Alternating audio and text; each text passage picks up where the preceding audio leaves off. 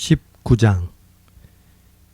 예수께서 이 말씀들을 끝마친 후에 갈릴리를 떠나 요단강 건너편 유대 지방으로 가셨습니다. 많은 무리가 따라오자 예수께서는 거기서 그들을 고쳐주셨습니다. 바리새파 사람들이 다가와 예수를 시험하려고 물었습니다.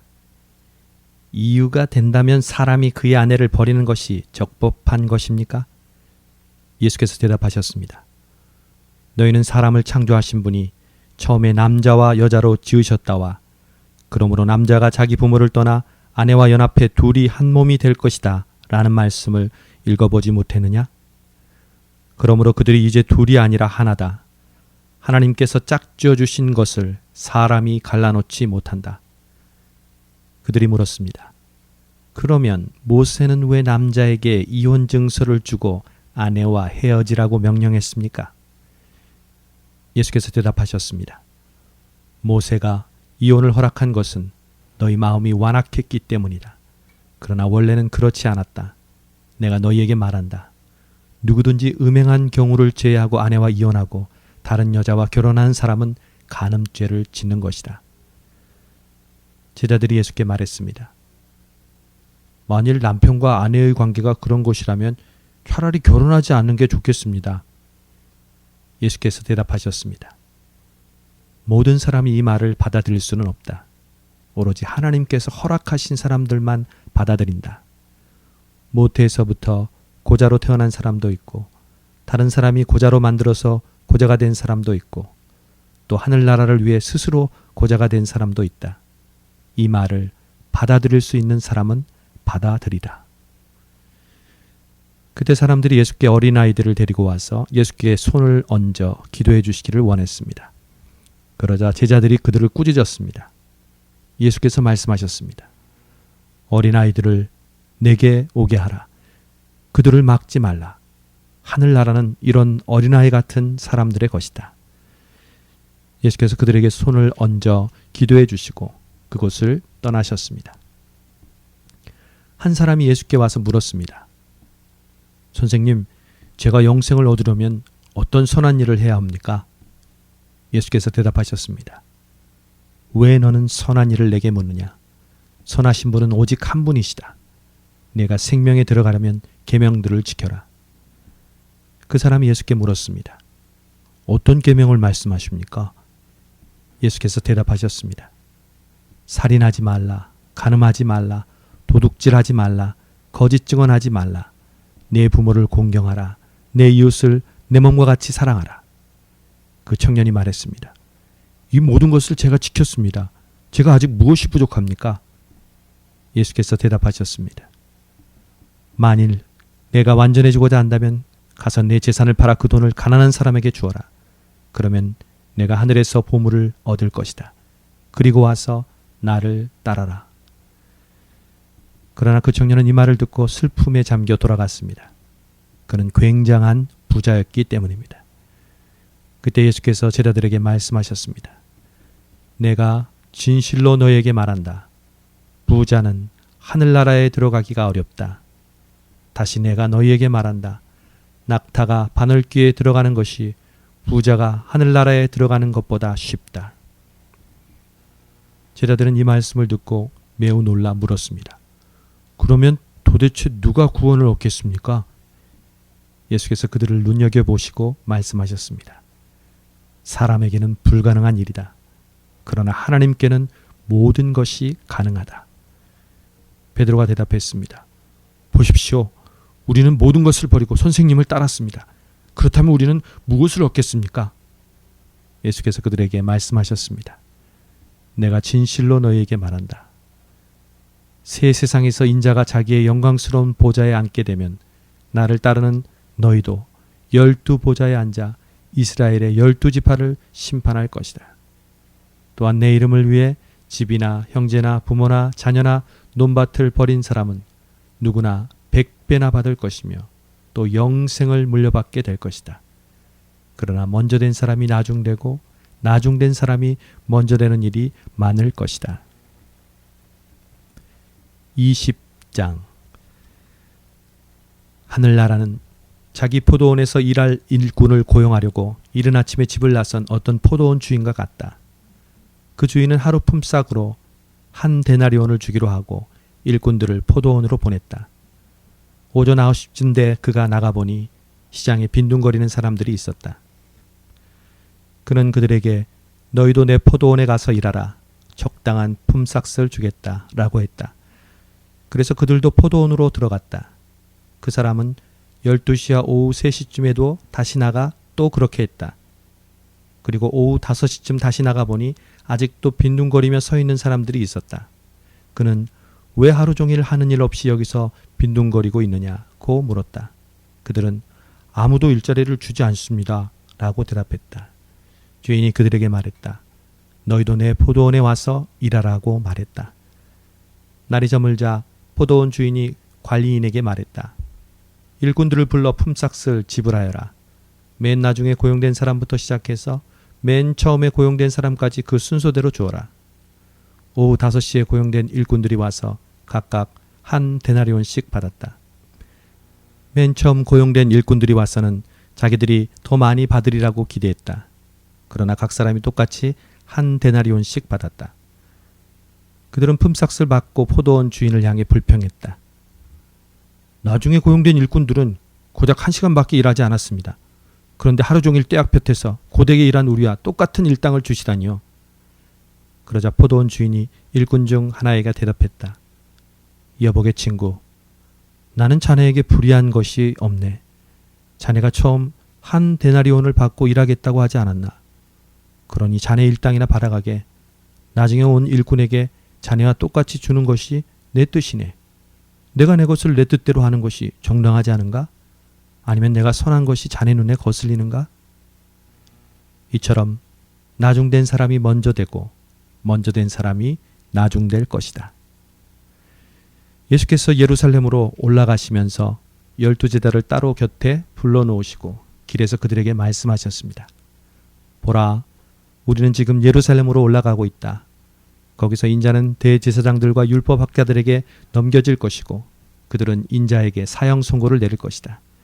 그리고 그들이 인자를 이방 사람들에게 넘겨주면 그들은 인자를 조롱하고 채찍으로 때리고 십자가에 못 박을 것이다. 그러나 인자는 3일째 되는 날에 다시 살아날 것이다. 그때 세베대의 아들들의 어머니가 자기 아들들과 함께 예수께 다가와 무릎을 꿇으며 간청했습니다. 예수께서 물으셨습니다. 무엇을 원하느냐? 그 여인이 대답했습니다. 주의 나라에서 제 두 아들 중 하나는 주의 오른편에 다른 하나는 왼편에 앉게 해주십시오. 예수께서 그들에게 대답하셨습니다. 너희가 지금 무엇을 구하고 있는지 모르는구나. 내가 이제 마시려는 잔을 너희가 마실 수 있겠느냐? 그들이 대답했습니다. 할 수 있습니다. 예수께서 그들에게 말씀하셨습니다. 너희가 분명히 내 잔을 마시게 될 것이다. 그러나 내 오른편이나 왼편에 앉는 것은 내가 정해주는 것이 아니다. 그 자리는 내 아버지께서 정하신 사람들에게 돌아갈 것이다. 이 말을 들은 다른 10명의 제자들은 이 두 형제에게 분개했습니다. 예수께서 제자들을 함께 불러놓고 말씀하셨습니다. 너희도 알듯이 이방 통치자들은 자기 백성들 위에 군림하고 그 고관들도 권력을 행사한다. 너희는 그렇게 해서는 안 된다. 오히려 누구든지 너희 중에서 큰 사람이 되려는 사람은 너희를 섬기는 사람이 돼야 하고 누구든지 첫째가 되려는 사람은 너희의 종이 돼야 한다. 인자 역시 섬김을 받으러 온 것이 아니라 섬기러 왔고 많은 사람을 위해 자기 목숨을 대속물로 주려고 온 것이다. 그들이 여리고를 떠날 때 큰 무리가 예수를 따랐습니다. 눈먼 사람 2명이 길가에 앉아 있다가 예수께서 지나가신다는 말을 듣고 소리를 질렀습니다. 다윗의 자손이신 주님, 저희를 불쌍히 여겨 주십시오. 사람들이 그들을 꾸짖으며 조용히 하라고 했습니다. 하지만 그들은 더욱 큰 소리를 질렀습니다. 다윗의 자손이신 주님, 우리를 불쌍히 여겨 주십시오. 예수께서 걸음을 멈추고 그들을 불러 물으셨습니다. 내가 너희에게 무엇을 해주기 원하느냐? 그들이 대답했습니다. 주님, 우리 눈을 뜨게 해주십시오. 예수께서 그들을 불쌍히 여기시고 그들의 눈에 손을 대셨습니다. 그러자 그들이 곧 다시 보게 됐습니다. 그리고 그들은 예수를 따랐습니다. 21장. 그들이 예루살렘에 가까이 와서 올리브산 기슭에 있는 벳박에 이르자 예수께서는 두 제자를 보내시며 그들에게 말씀하셨습니다. 너희는 저 건너편 마을로 가라. 거기에 가면 나귀 한 마리가 나귀 새끼와 함께 묶여 있을 것이다. 그 나귀들을 풀어서 내게로 끌고 와라. 만일 누가 너희에게 무슨 말을 하거든 주께서 필요로 하신다고 말하라. 그리하면 나귀들을 곧 내어줄 것이다. 이는 예언자를 통해 하신 말씀을 이루시려는 것이었습니다.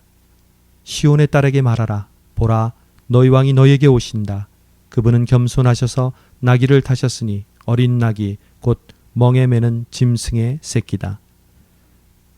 제자들은 가서 예수께서 시키신 대로 했습니다. 그들은 나귀와 나귀 새끼를 끌고 와서 그 등 위에 자기들의 겉옷을 얹었습니다. 그러자 예수께서 그 위에 앉으셨습니다. 큰 무리가 겉옷을 벗어 길에 폈고 어떤 사람들은 나뭇가지를 꺾어서 길에 깔기도 했습니다. 앞서가는 무리들과 뒤따라가는 무리들이 외쳤습니다. 다윗의 자손께 호산나, 주의 이름으로 오시는 분께 복이 있도다. 지극히 높은 곳에서 호산나. 예수께서 예루살렘에 들어가시자 온 성이 떠들썩해졌습니다. 사람들이 물었습니다. 이 사람이 누구요? 무리가 대답했습니다. 이분은 갈릴리 나사렛에서 오신 예언자 예수라오. 예수께서 성전에 들어가셔서 성전에서 장사하던 사람들을 모두 내쫓으셨습니다. 예수께서는 돈 받고 주는 사람들의 상과 비둘기를 파는 사람들의 의자도 둘러 엎으셨습니다. 예수께서 그들에게 말씀하셨습니다. 성경에 이렇게 기록되어 있다. 내 집은 기도하는 집이라 불릴 것이다. 그런데 너희는 이 성전을 강도의 수굴로 만드는구나. 성전에서 눈먼 사람들과 다리를 저는 사람들이 예수께로 나오자 예수께서는 그들을 고쳐주셨습니다. 그러나 대제사장들과 율법학자들은 예수께서 행하신 놀라운 일들과 어린아이들이 성전에서 다윗의 자손께 호산나 하고 외치는 것을 보고 화가 났습니다. 그들이 예수께 물었습니다. 이 어린아이들이 무슨 말을 하는지 들립니까? 예수께서 대답하셨습니다. 물론이다. 너희는 주께서 어린아이들과 젖먹이들의 입에서 찬양이 나오게 하셨다 하신 말씀을 읽어보지 못했느냐. 그리고 예수께서 그들을 떠나 성 밖 베다니에 가서 그날 밤을 지내셨습니다. 이른 아침 성으로 돌아오는 길에 예수께서는 시장하셨습니다. 예수께서 길가에 있는 무화과나무 한 그루를 보고 가까이 가셨습니다. 그러나 잎사귀 밖에는 아무것도 없으므로 그 나무에게 말씀하셨습니다. 다시는 내가 열매를 맺지 못할 것이다. 그러자 즉시 나무가 말라버렸습니다. 제자들은 이것을 보고 놀라 물었습니다. 어떻게 무화과나무가 이렇게 당장 말라버렸습니까? 예수께서 대답하셨습니다. 내가 진실로 너희에게 말한다. 너희가 믿고 의심하지 않으면 이 무화과나무의 한 일을 너희도 할 수 있을 뿐 아니라 이 산에게 들려서 바다에 빠져라 하고 말해도 그대로 이루어질 것이다. 너희가 기도할 때 무엇이든지 믿고 구하는 것은 다 받을 것이다. 예수께서 성전에 들어가서 가르치고 있을 때 대제사장들과 백성의 장로들이 예수께 와서 물었습니다. 당신이 무슨 권세로 이런 일을 하는 것이요? 누가 이런 권세를 주었소? 예수께서 대답하셨습니다. 나도 한 가지 물어보겠다. 너희가 대답하면 내가 무슨 권세로 이런 일을 하는지 말해주겠다. 요한의 세례가 어디서 왔느냐? 하늘로부터냐? 아니면 사람으로부터냐? 그들은 이것을 두고 서로 의논하며 말했습니다. 우리가 하늘로부터 왔다고 하면 저 사람이 그러면 왜 요한을 믿지 않았느냐 할 테고, 그렇다고 사람으로부터 왔다고 하면 사람들이 요한을 예언자로 믿고 있으니 두려울 따름이다. 그래서 그들은 예수께 잘 모르겠다고 대답했습니다. 그러자 예수께서 말씀하셨습니다. 그렇다면 나도 무슨 권세로 이런 일을 하는지 너희에게 말하지 않겠다. 너희는 어떻게 생각하느냐? 어떤 사람에게 두 아들이 있었다.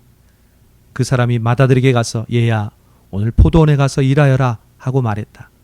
맏아들은 싫습니다 라고 대답했지만 그 뒤에 그는 뉘우치고 일하러 갔다.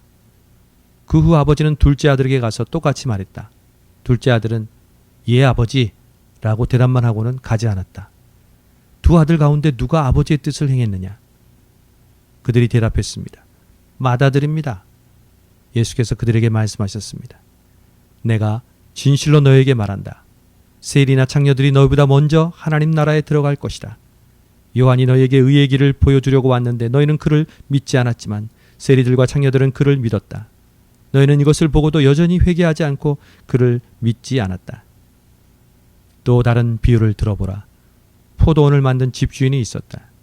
그는 포도원 둘레에 울타리를 치고 땅을 파서 포도즙 짜는 틀을 만들고 망대를 세웠다. 그리고 어떤 농부들에게 포도원을 쇠주고 멀리 여행을 떠났다. 수확할 때가 가까워지자 주인은 열매의 소출을 얼마를 받기 위해 자기 종들을 농부들에게 보냈다. 그 농부들은 종들을 붙잡아 하나는 때리고 다른 하나는 죽이고 또 다른 하나는 돌로 쳤다. 그 주인은 다른 종들을 처음보다 더 많이 보냈다. 그러나 농부들은 그 종들에게도 똑같이 대했다.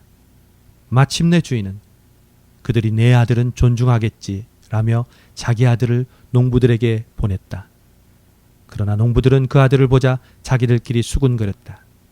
이 사람은 상속자다. 가서 그를 죽이고 그의 유산을 빼앗아 버리자. 그래서 그들은 아들을 붙잡아 포도원 밖으로 끌어내 죽이고 말았다. 그렇다면 포도원 주인이 돌아와서 이 농부들에게 어떻게 하겠느냐? 그들이 예수께 대답했습니다.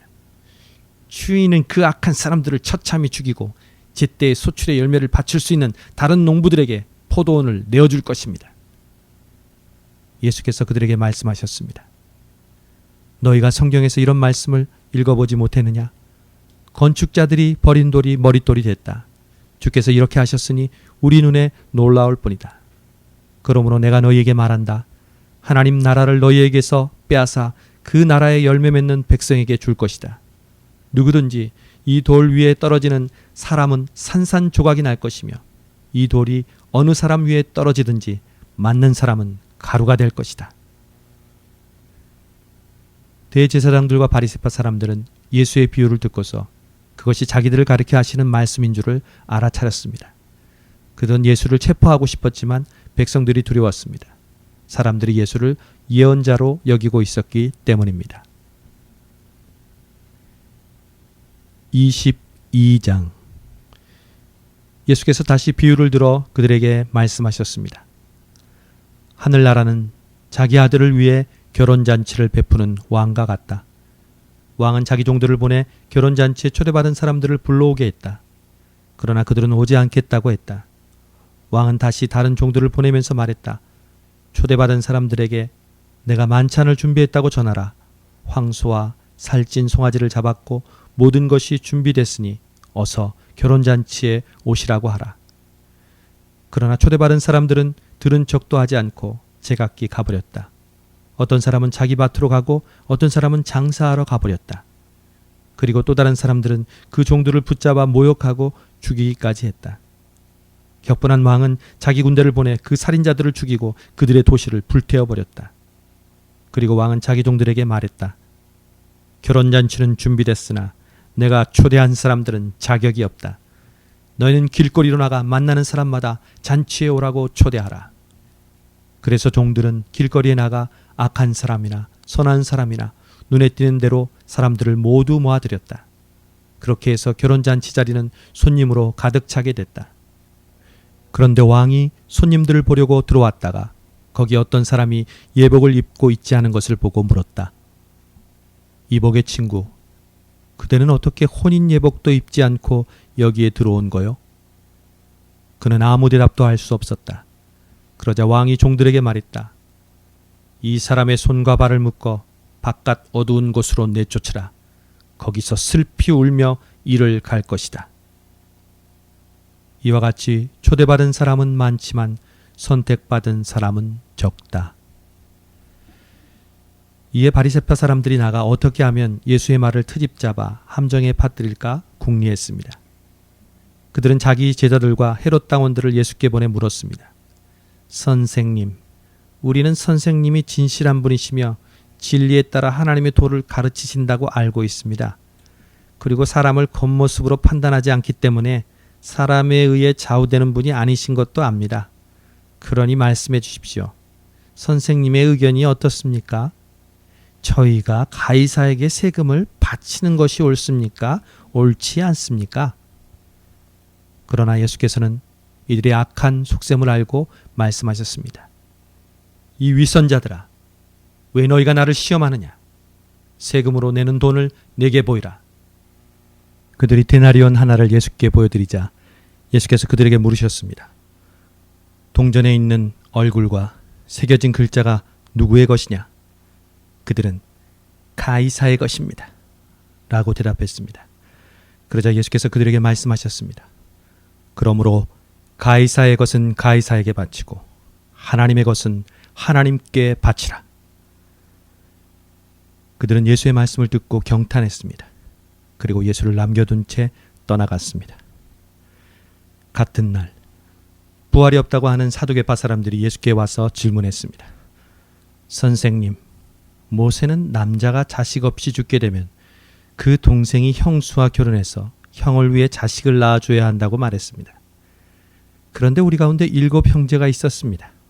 첫째가 결혼해 살다가 죽었는데 자식이 없었기 때문에 그 동생이 형수를 맡게 됐습니다. 그런데 둘째에게도 셋째에게도 계속해서 7째에 이르기까지 똑같은 일이 일어났습니다. 그리고 마침내 그 여자도 죽었습니다. 7사람 모두 그 여자와 결혼했으니 그렇다면 부활 때에 그 여자는 7 형제 가운데 누구의 아내가 되겠습니까? 예수께서 대답하셨습니다. 너희가 성경이나 하나님의 능력을 모르기 때문에 잘못 생각하고 있구나. 부활 때는 사람들이 시집도 장가도 가지 않는다. 그들은 하늘에 있는 천사들처럼 될 것이다.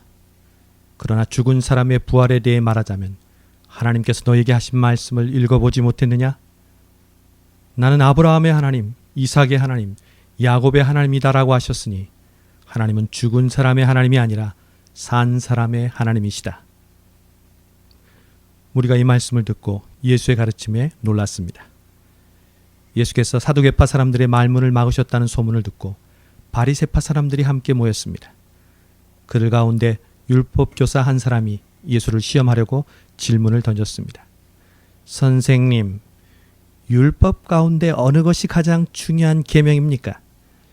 예수께서 대답하셨습니다. 내 마음을 다하고 내 생명을 다하고 내 뜻을 다해 주 내 하나님을 사랑하여라. 이것이 가장 중요하고 으뜸되는 계명이다. 그리고 둘째 계명도 이와 같다. 내 이웃을 내 몸처럼 사랑하여라. 모든 율법과 예언자들의 말씀이 이 2 계명에서 나온 것이다. 바리새파 사람들이 모여 있을 때 예수께서 물으셨습니다.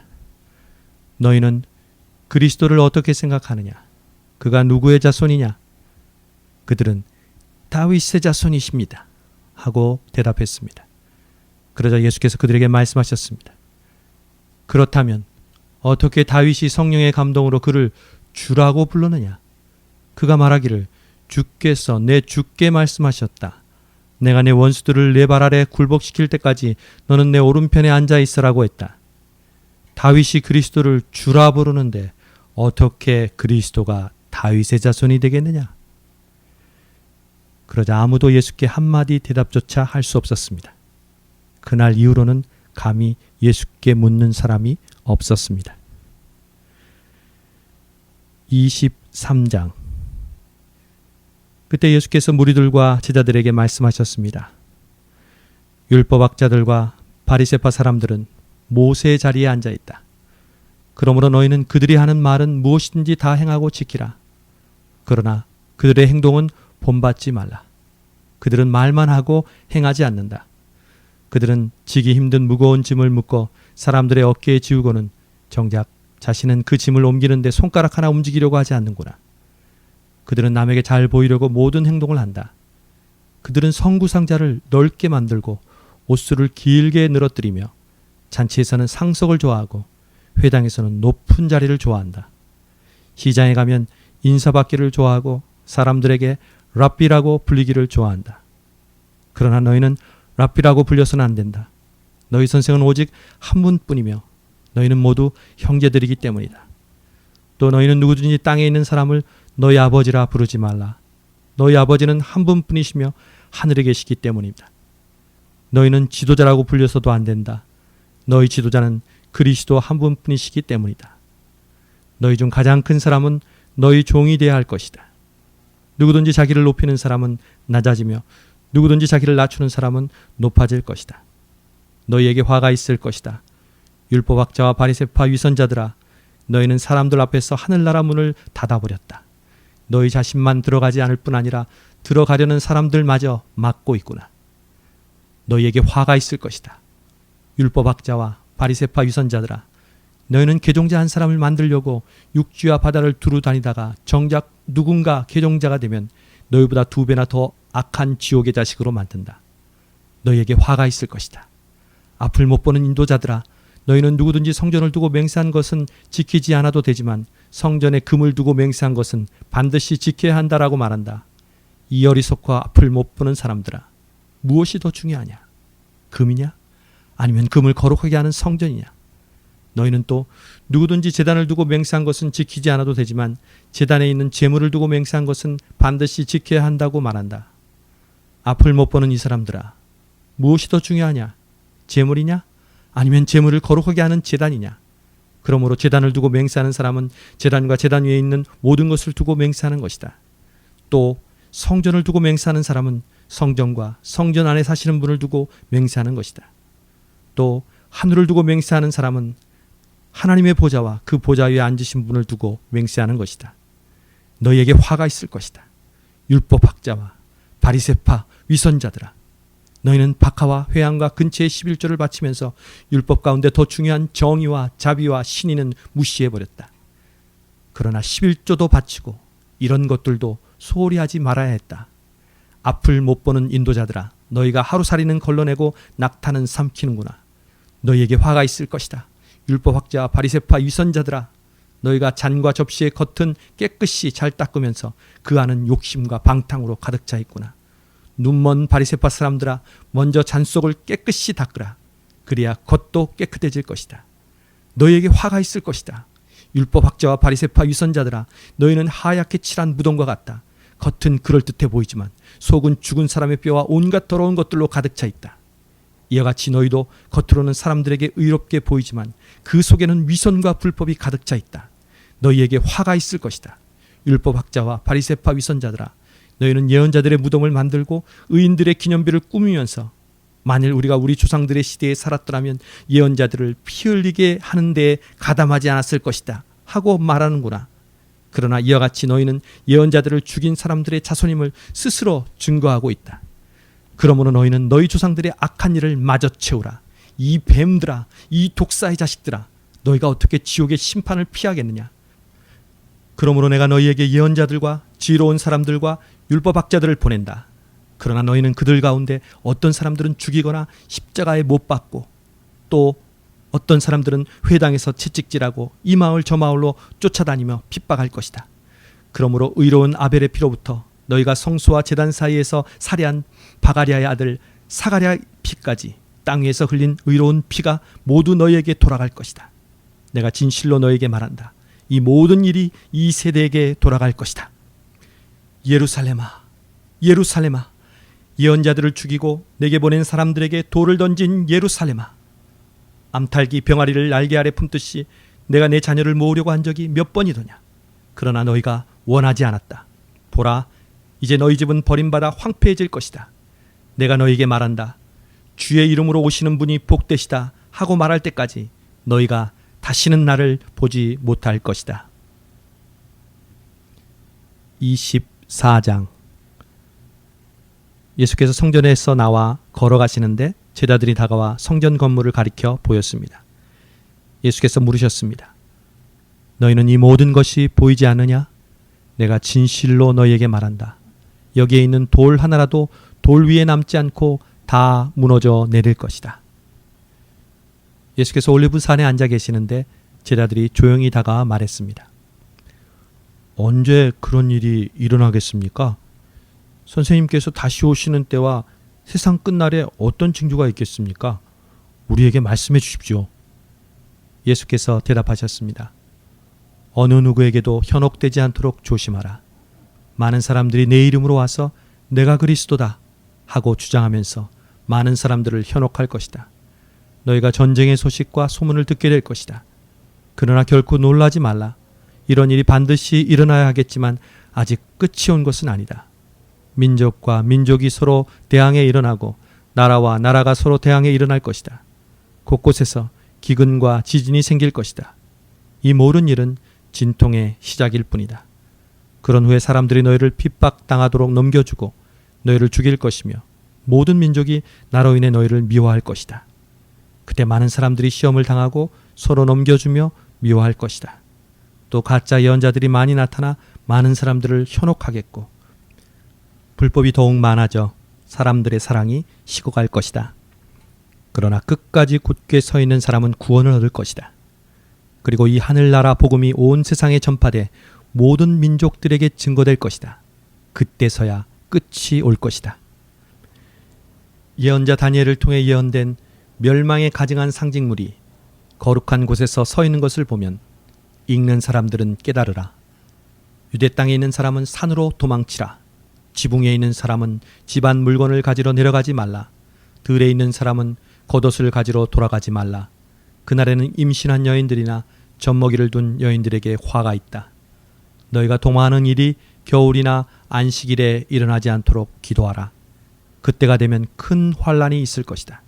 그런 환란은 세상이 시작된 이후 지금까지 없었고 앞으로도 없을 것이다. 그날들을 줄여주시지 않았더라면 아무도 구원받지 못할 것이다. 그러나 택하신 사람들을 위해 하나님께서 그날들을 줄여주실 것이다. 그때 누군가 너희에게 보라, 그리스도가 여기 있다. 또 그가 저기 있다고 해도 믿지 말라. 가짜 그리스도들과 가짜 예언자들이 나타나 놀라운 표적과 기사를 보이면서 가능한 한 선택받은 사람들까지도 현혹할 것이다. 보라, 그때가 오기 전에 내가 미리 너희에게 일러두었다. 그러므로 누가 너희에게 그리스도께서 저기 광야에 계시다 라고 해도 나가지 말고 또 그리스도께서 여기 골방에 계시다 라고 해도 믿지 말라. 번개가 동쪽에서 치면 서쪽까지 번쩍이듯이 인자가 오는 것도 그럴 것이다. 시체가 있는 곳에는 독수리들이 모여드는 법이다. 그 환란의 날들이 끝나자마자 해가 어두워지고 달이 빛을 내지 않을 것이며 별들이 하늘에서 떨어지고 하늘의 세력들이 흔들릴 것이다. 그때 인자의 표적이 하늘에서 나타날 것이고 세상의 모든 민족이 통곡할 것이다. 그들은 인자가 능력과 큰 영광 가운데 하늘의 구름을 타고 오는 것을 보게 될 것이다. 그리고 인자가 큰 나팔 소리와 함께 자기 천사들을 보낼 것이며 그들은 하늘 이 끝에서 저 끝까지 사방에서 그가 선택한 사람들을 모을 것이다. 무화과 나무로부터 교훈을 배우라. 그 가지가 연해지고 잎이 돋으면 여름이 가까이 왔음을 알게 된다. 이와 같이 이런 모든 일을 보면 그때가 바로 인자가 문 앞에 가까이 왔음을 알게 될 것이다. 내가 진실로 너희에게 말한다. 이 세대가 지나가기 전에 이 모든 일이 일어날 것이다. 하늘과 땅은 없어질지라도 내가 한 말은 결코 없어지지 않을 것이다. 그 날짜와 그 시각은 아무도 모른다. 하늘의 천사들도 모르고 아들도 모른다. 오직 아버지만 아신다. 노아의 때 그러했던 것처럼 인자가 오는 것도 그러할 것이다. 홍수가 나기 전 사람들은 노아가 방주에 들어가던 그날까지도 먹고 마시고 장가가고 시집가고 하다가 홍수가 나서 그들을 모두 쓸어갈 때까지 무슨 일이 일어나고 있는지 전혀 알지 못했다. 인자가 올 때도 그와 같을 것이다. 두 사람이 들에 있다가 한 명은 데려가고 다른 한 명은 남게 될 것이며 두 여자가 맷돌을 갈다가 한 명은 데려가고 다른 한 명은 남게 될 것이다. 그러므로 너희는 깨어 있으라. 너희 주께서 어느 날에 오실지 알 수 없기 때문이다. 그리고 이것을 명심하라. 만약 한밤에 도둑이 몇 시에 올 줄 알았다면 집주인은 깨어 있다가 도둑이 들어오지 못하게 했을 것이다. 그러므로 너희도 준비하고 있어야 한다. 생각지도 않은 시간에 인자가 올 것이기 때문이다. 누가 신실하고 지혜로운 종이겠느냐? 주인이 그의 집사람들을 맡기고 제때의 양식을 나누어 줄 사람은 누구겠느냐? 주인이 돌아와서 볼 때 주인이 시킨 대로 일을 하고 있는 그 종은 복이 있을 것이다. 내가 진실로 너에게 말한다. 주인은 그 종에게 자기 모든 재산을 맡길 것이다. 그러나 그 종이 악한 마음을 품고 생각하기를 내 주인은 아직 멀리 있다 라고 하며 함께 일하는 다른 종들을 때리고 술 좋아하는 친구들과 어울려 먹고 마신다면 종이 미처 생각지도 못한 날에 그리고 알지도 못한 시각에 그 종의 주인이 돌아와 그 종을 처벌하고 위선자들과 함께 가두리니 그들은 거기서 슬피 울며 이를 갈 것이다.